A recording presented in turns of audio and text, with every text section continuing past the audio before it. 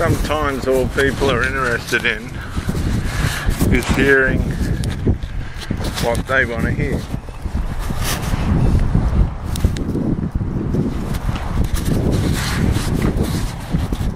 That's all they're interested in.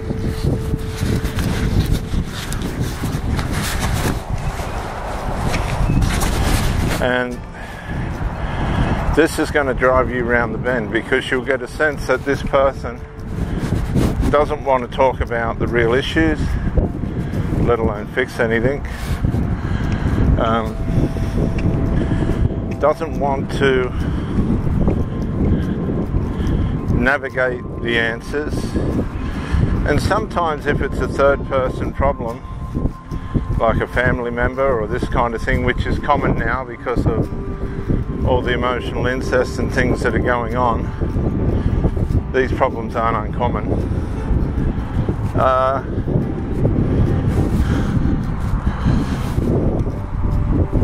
You'll find that they'd rather let the problem slide. So you'll say, well, how's this problem going? Is there any light at the end of the tunnel? Oh, no, it's just no, they're not ready to, blah, blah, blah, as if you've done something wrong. And if you haven't done anything wrong and you're waiting for these people to bring resolve, apparently about a problem that you've caused, and it's delusional. A lot of the time these problems are delusional. You're really wasting your time. You're wasting your time with people that don't want you around. Now, you could be an asset, you could be doing all the right things, you could be playing the perfect part, but that in no way is going to guarantee that you're going to get a resolve at all. At all. I've been with these types of people for periods in relationships, watching all the vandalism, emotional vandalism and character defamation and desperateness to get rid of you or get rid of me from the person that I've been in the relationship with, because they're all codependent and enmeshed. And I mean enmeshed in such ugly ways, cringeworthy enmeshment. Both, assisting in each other's harm and demise. Cringeworthy. Real troublesome, concerning stuff. And so you're on the sideline, you're in the middle of the relationship and you're on the sideline waiting for these people to sort themselves out. But I've got news for you. They are not going to sort themselves out. You are their sufferance. It's only the fact that you're an asset that they're staying around. If you had nothing to offer these people, they wouldn't be there. I mean, they're not playing the same level of participation in the relationship that you are.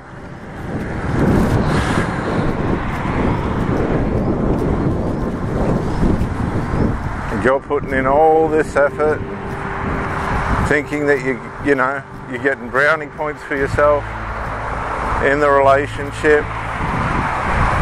The person keeps turning up intermittently. You don't really feel connected. You know there's something going on between you, but you don't really feel connected.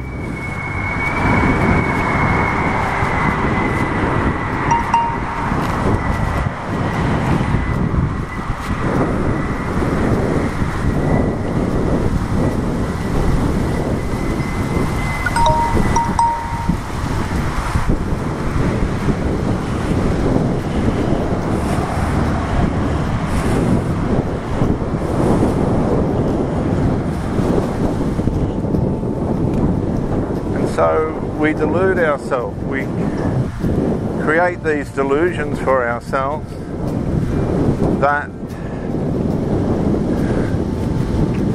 are no good. They're just, we are deluded.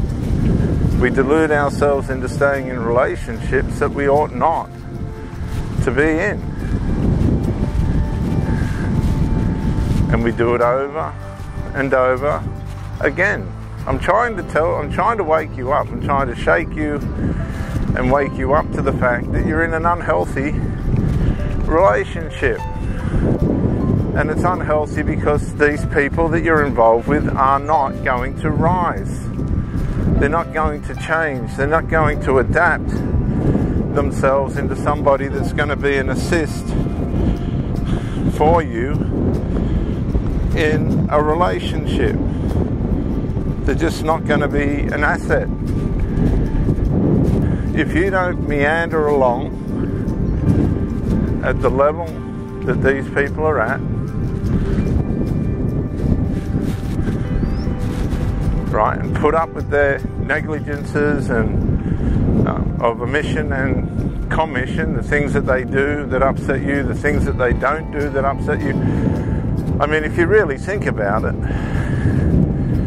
it's just a nightmare that you've committed yourself to and devoted yourself to and decided to be loyal to.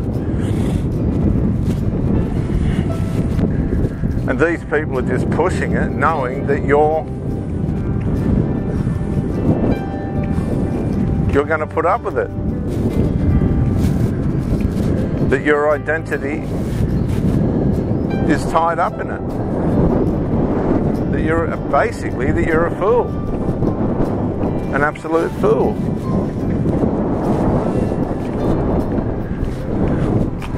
Willing to put up with it.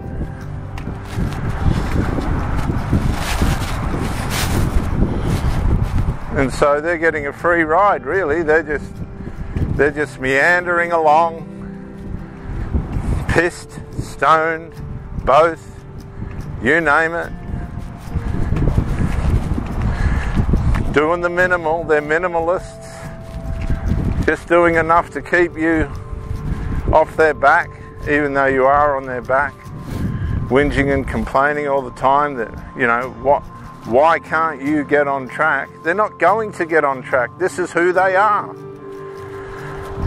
What you're seeing is the reality. And you can't change it. You can't change it through your mindset. What you're witnessing is the reality of that person. They're not able to produce a proper relationship for you.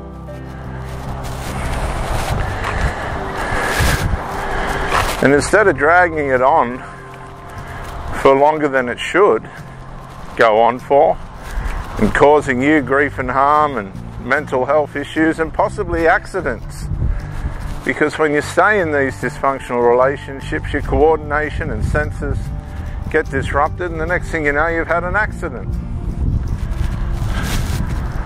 through the turmoil and toxicity of it all.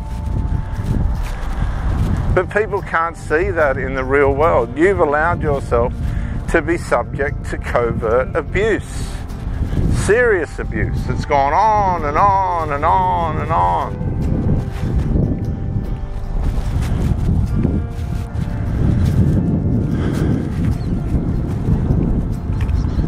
And the sad part about it is, at the end of the day, you've only got yourself to blame because you knew. And this is what happens to people in cults. I mean, relationships in a lot of ways are like little cults of two people. We've got this cult, dysfunctional cult, where people have decided to determine themselves to be loyal and faithful and devoted to this dysfunctional joke. It's like it's some kind of a joke. And people are just watching, and it's theatre, absolute theatre. And quite frankly, you need to separate yourself from this dysfunctional cult, relationship cult. Let the person take their crap somewhere else. They'll find someone maybe that afternoon. You'll be replaced. You're not as valuable as you think. You've got to wake up.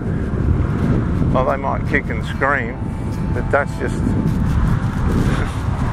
because they're losing supply, not because they're losing anything that's important to them, because the problems were more important than you. That's the proof of that. Wake up. Get out of the situation, get away from that person, abandon all the drugs and alcohol and shit that they've brought into your life, or you got yourself into. Get your life back on track, completely back on track, not half, but completely. Get your resilience and fortitude and identity back. Go straight, be superhuman, and make the life for yourself that you always dreamed of and wished for.